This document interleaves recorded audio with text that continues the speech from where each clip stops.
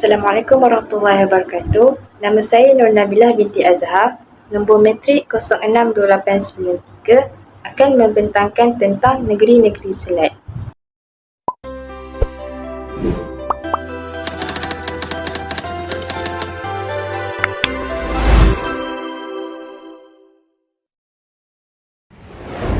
Pengenalan. Pada abad ke-18, British menggalakkan ekspedisi ke timur untuk meningkatkan kekayaan negara melalui perdagangan. Persaingan dengan kuasa British lain seperti Belanda dan Perancis menyebabkan British berusaha mendapatkan pertempatan-pertempatan baharu untuk menjamin kepentingan British di timur. British menggunakan pelbagai strategi untuk menduduki Pulau Pinang, Singapura dan Melaka. Kerana pertempatan strategik ini penting bagi memenuhi keperluan perdagangan dan keselamatan British di alam Melayu. Perluasan kuasa British di Pulau Pinang. Pada awal abad ke-18, Syarikat Hindia Timur Inggeris (SHTI) yang bertapak di India berusaha mendapatkan pertempatan baharu di alam Melayu berikutan perkembangan pesat perdagangan dengan China. Pulau Pinang yang terletak di utara Selat Melaka dan di pertengahan laluan perdagangan di antara timur dan barat mempunyai keistimewaan untuk memenuhi keperluan perdagangan dan keselamatan British di alam Melayu. Pulau Pinang sesuai dijadikan sebagai pusat pengumpulan barang, pelabuhan persinggahan dan pangkalan tentera. Pertama, pusat pengumpulan barang. British memerlukan barangan dari China, terutama teh yang mendapat pasaran baik di Eropah. China tidak memerlukan barangan British, sebaliknya mahukan emas, perak, biji timah dan rempah ratus sebagai tukaran. British memerlukan pusat untuk mengumpulkan barangan tersebut yang boleh diperoleh di alam Melayu untuk ditukarkan dengan teh dari China. Yang kedua, pelabuhan persinggahan. British memerlukan pelabuhan persinggahan di laluan perdagangan di antara India dan China, tempat membaiki kapal, mendapatkan bekalan makanan dan minuman serta berlindung sementara menunggu peralihan angin monsun. Ia memudahkan penjelajahan ke rantau Asia Pasifik. Seterusnya, perluasan kuasa British di Singapura. Setelah menguasai Pulau Pinang, British berusaha meluaskan pengaruh ke wilayah lain di alam Melayu. British dapat menduduki Melaka dan Betawi selepas tercetusnya Perang Napoleon di Eropah. Selepas perang itu tamat, British terpaksa memulangkan semula pertempatan tersebut kepada Belanda. Stamford Raffles dan William Farquhar ditugaskan oleh British untuk mencari pelabuhan baharu bagi memecahkan penguasaan Belanda di alam Melayu, samping berusaha menduduki Singapura. Pertapakan British di Singapura. Stamford Raffles dan William Farquhar tiba di Singapura pada bulan Januari 1819. Pihak British kemudiannya mengadakan perjanjian awal dengan pentadbir Singapura untuk membenarkan British dirikan pertempatan di Singapura. Stamford Raffles memanipulasikan isu pewarisan takhta Kesultanan Johor Riau bagi mendapatkan pengesahan Sultan. Perjanjian mengukuhkan kuasa British di Singapura melalui beberapa cara. Yang pertama, Perjanjian 6 Februari 1819. Stamford Raffles menandatangani perjanjian dengan Sultan Hussein dan Temenggung Abdul Rahman. Kesan perjanjian ini, tempatan British di Singapura diiktiraf. Selain itu, British menaikkan bendera Union Jack di Singapura pada 13 Februari 1819. William Farquhar dilantik sebagai residen pertama di Singapura. Perjanjian yang kedua adalah Perjanjian 2 Ogos 1824. Residen Singapura, John Crawford menandatangani perjanjian dengan Sultan Hussein dan Temenggung Abdul Rahman. Kesan daripada perjanjian ini adalah Singapura diserahkan kepada British untuk selama-lamanya. Selain itu, Sultan dan Temenggung hilang kedaulatan ke atas Singapura. Sebagai ganti, Sultan dan Temenggung diberikan bayaran pampasan dan pencen bulanan seumur hidup. Seterusnya, perluasan kuasa British di Melaka. Melaka merupakan pelabuhan strategik di Selat Melaka yang berjaya dikuasai oleh British melalui strategi pakatan dengan Belanda. Seterusnya, Perjanjian London 1824 dan kesannya terhadap alam Melayu. Perjanjian ini ditandatangani oleh British dan Belanda. Kandungan perjanjian tersebut yang merangkumi butiran tentang wilayah pengaruh, perdagangan dan keuangan memberikan kesan penting terhadap alam Melayu kerana perjanjian ini dibuat tanpa merujuk Raja-Raja Melayu sebagai pemerintah alam Melayu. Perjanjian ini memberi kesan kepada kerajaan alam Melayu sehingga hari ini. Pembentukan Negeri-Negeri Selat. Negeri-Negeri Selat merupakan unit pentadbiran yang dibentuk oleh British untuk mengukuhkan penguasaan terhadap Pulau Pinang, Singapura dan Melaka. Negeri-Negeri Selat dibentuk pada tahun 1826 dan dibubarkan pada tahun 1946. Pulau Pinang dan Melaka digabungkan menjadi satu unit pentadbiran bertujuan menjimatkan perbelanjaan dan menyeragamkan pentadbiran. Seterusnya, hubungan negeri-negeri Selat dengan negeri-negeri Melayu. Negeri-negeri Selat, mereka memerlukan hasil ekonomi negeri-negeri Melayu untuk memajukan perdagangan. Mereka juga melabur modal memajukan perlombongan biji timah di negeri Melayu.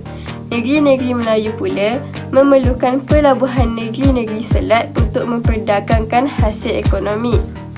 Seterusnya, saya akan membincangkan tentang pentadbiran negeri-negeri Selat.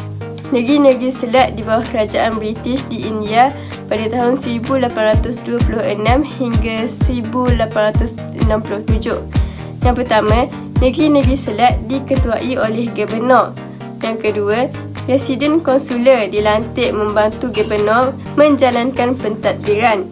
Yang ketiga, Pulau Pinang menjadi pusat pentadbiran pertama. Yang keempat, pusat pentadbiran dipindahkan ke Singapura kerana lebih strategik dan maju berbanding dengan Pulau Pinang pada 1832. Negeri-negeri di bawah pejabat India pula ialah yang pertama, Undang-Undang British dikuatkuasakan di negeri-negeri Selat. Yang kedua, pemberontakan yang berlaku di India menyebabkan pejabat India tidak mampu mentadbir negeri-negeri Selat dengan baik. Yang ketiga, pejabat India tidak memberikan perhatian yang sewajarnya bagi melindungi pedagang negeri-negeri Selat. Yang keempat, menimbulkan rasa tidak puas hati dalam kalangan pedagang negeri-negeri Selat. Seterusnya, kita beralih kepada negeri-negeri Melayu bersekutu.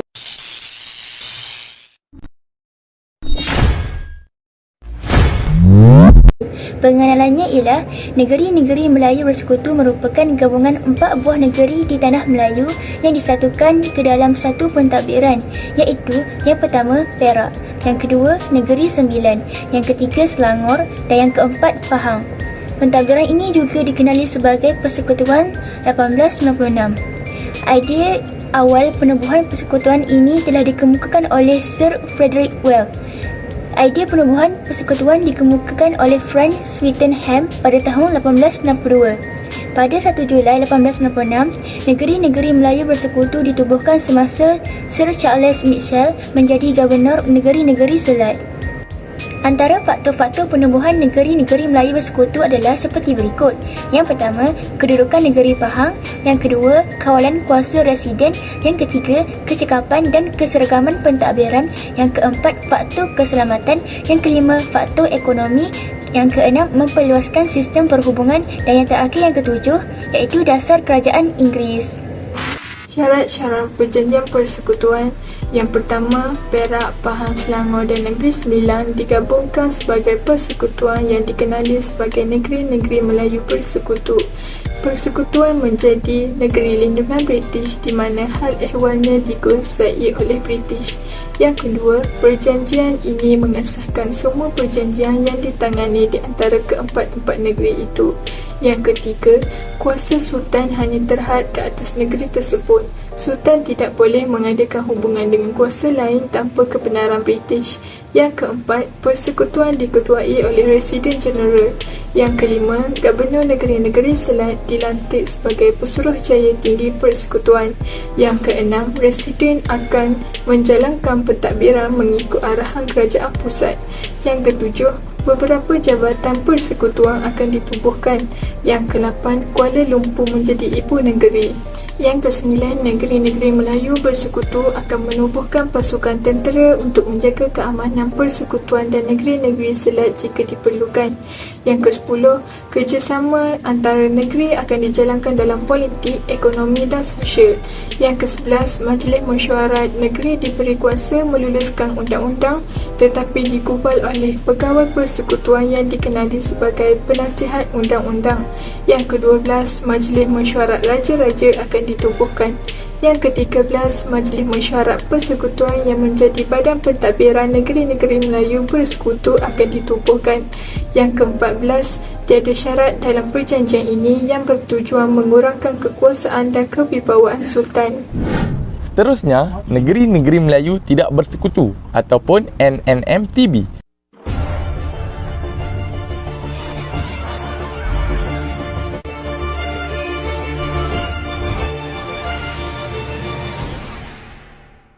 Pengenalan negeri-negeri Melayu tidak bersekutu. Pada abad yang ke-19, hubungan antara British dengan Siam meninggalkan kesan besar memindahkan hak mereka terhadap Kelantan, Terengganu dan Kedah dan Perlis juga kepada British. Pihak British kemudiannya memaksa negeri-negeri Melayu berkenaan menandatangani perjanjian untuk menerima seorang penasihat British seperti negeri-negeri Melayu bersekutu yang menerima seorang residen British dalam Persetiaan 1895. Latar belakang antara ciri-ciri negeri Melayu tidak bersekutu ialah pentadbiran bersifat longgar. Tiada satu unit politik pentadbiran tunggal. Ia juga terletak di bawah kawalan Pesuruhjaya Tinggi negeri-negeri Melayu bersekutu yang juga Gubernur negeri-negeri Selat. Raja di negeri-negeri Melayu yang tidak bersekutu mempunyai kuasa lebih besar berbanding raja di negeri-negeri Melayu bersekutu. Selain itu, pentadbiran di negeri-negeri Melayu tidak bersekutu berasingan dengan negeri-negeri Melayu bersekutu sehingga Perang Dunia Kedua. Secara umumnya, pentadbiran di negeri-negeri Melayu tidak bersekutu mempunyai persamaan. Antaranya ialah penasihat British terlibat secara langsung dalam pentadbiran yang turut melibatkan pembesar tempatan. Selain itu, Sultan atau Raja mempengerusikan Majlis Mesyuarat Negeri serta kaki tangan perkhidmatan awam. Seterusnya, Menteri Besar atau Setiausaha Kerajaan merupakan pegawai terpenting dalam pentadbiran negeri. Negeri Johor dan Terengganu mengamalkan pentadbiran berasaskan Undang-Undang Tubuh. Kemudian kita tengok pula bahagian pentadbiran. Pentadbiran di Perlis. Penasihat British terlibat secara langsung dalam pentadbiran dan turut melibatkan pembesar tempatan. Majlis Mesyuarat Negeri menjalankan pentadbiran yang dipengerusikan oleh Raja. Kaki tangan perkhidmatan awam pula terdiri daripada orang Melayu. Hanya terdapat 3 orang pegawai Eropah dalam pentadbiran di Perlis. Setiausaha kerajaan merupakan pegawai tadbir terpenting. Kemudian kita tengok pula pentadbiran di Kedah. Penasihat British terlibat secara langsung dalam pentadbiran dan turut melibatkan pembesar tempatan. Kedah tidak akan diserahkan kepada mana-mana negeri lain tanpa keizinan Sultan dan Majlis Mesyuarat Negeri. Kaki tangan awam terdiri daripada orang Melayu. Di samping itu, setiausaha kerajaan merupakan pegawai tadbir terpenting. Kita tengok pula pentadbiran di negeri Kelantan. Penasihat British terlibat secara langsung dalam pentadbiran dan turut melibatkan pembesar tempatan. Sultan mempengerusikan Majlis Mesyuarat Negeri dan penasihat British merupakan anggota majlis.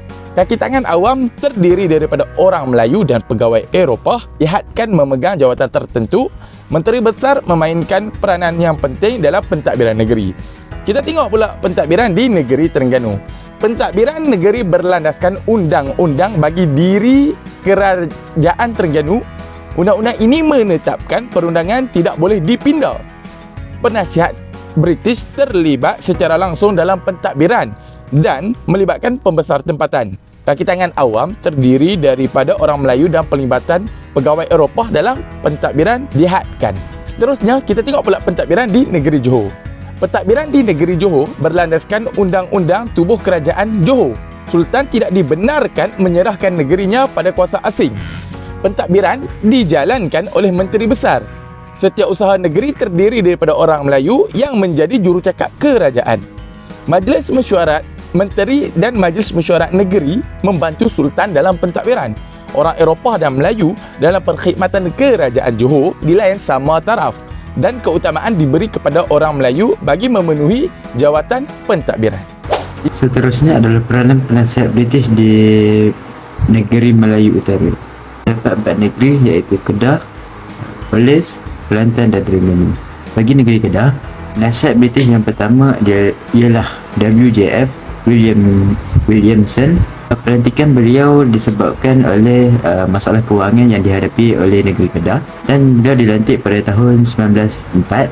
Seterusnya pada tahun 1914 beliau telah digantikan oleh penasihat George Maxwell sebagai penasihat pertama. Penasihat British di Kedah bertanggungjawab dalam pentadbiran negeri Kedah dan juga bertanggungjawab untuk melantik pegawai-pegawai dari Eropah untuk menjawat di jabatan di negeri Kedah. Penasihat juga bertanggungjawab dalam hal ehwal pembangunan dan perundangan di negeri Kedah juga. Yang kedua adalah Perlis. Perlis pada awalnya penasihatnya dilantik dari Siam iaitu yang bernama H.E. Duke. British telah menggantikan beliau H.E. Duke dengan seorang pengganti daripada British yang bernama Captain Meadows Frost dan beliau bertanggungjawab untuk menasihati Sultan dalam segala perkara kecuali adat dan istiadat orang Melayu dan agama Islam. Seterusnya adalah Kelantan. Penasihat yang dipertanggungjawabkan di Kelantan adalah W.A. Graham. Beliau dilantik pada tahun 1903. Walaupun wakil yang dihantar oleh British adalah sebagai penasihat, tetapi bidang kuasa yang dikuasai oleh penasihat lebih kurang sama dengan residen. Bidang kuasa penasihat merangkumi semua perkara kecuali adat istiadat dan agama Islam. Dua perkara itu dikecualikan dan diletakkan di bawah kuasa Sultan. Dan yang terakhir sekali adalah Terengganu. Wakil British di Terengganu bernama W.L. Pandi. Wakil British ini dilantik atas perjanjian yang dilakukan antara British dan Terengganu yang bernama British Terengganu, dan perjanjian ini dilakukan pada 1910. Berperanan sebagai konsul dan berhak mewakili kepentingan rakyat British di Terengganu dan bertindak sebagai pengantara British dan kepentingan ekonomi tempatan. Pada tahun 1919, penasihat British diberikan bidang kuasa yang sama seperti residen di negeri Melayu tersebut tu, iaitu menjadi penasihat dalam semua bidang pentadbiran kerajaan melainkan perkara-perkara yang berkaitan dengan adat istiadat dan agama Islam. Penasihat J.L. Humphrey merupakan orang yang bertanggungjawab dalam mengurangkan gaji Sultan daripada $9,500 kepada $3,500 sebulan, dan terdapat banyak lagi perubahan dalam pentadbiran negeri dengan membuat peraturan baru, contohnya menangkap rakyat yang tidak membuat laporan kelahiran atau kematian lebih daripada 24 jam. Seterusnya, kita beralih kepada negeri Borneo iaitu Sabah dan Sarawak.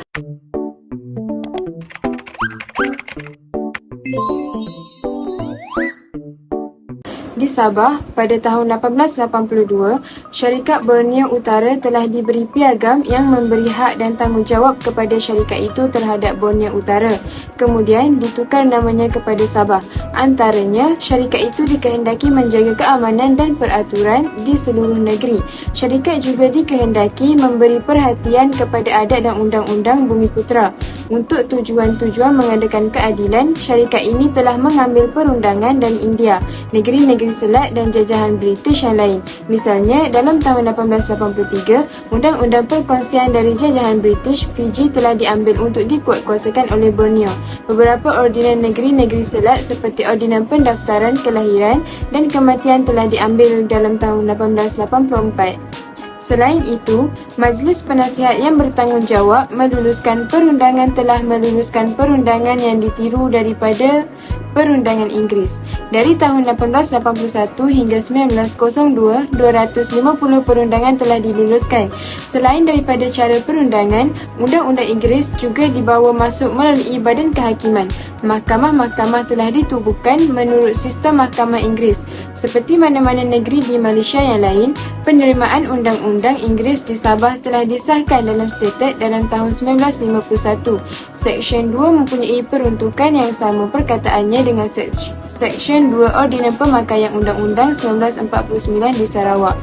Berlainan daripada Ordinans 1949 Sarawak, Ordinans 1951 Sabah tidak memasukkan Akta Parlimen British. Dengan itu, Common Law dan Doktrin Equity yang berkuat kuasa di England bersama-sama dengan Statut Pemakaian Am Inggeris pada 1 Disember 1951, iaitu tarikh ordinan itu berkuasa dipakai di Sabah sekiranya tiada peruntukan tempatan. Seterusnya, negeri Borneo yang kedua adalah Sarawak.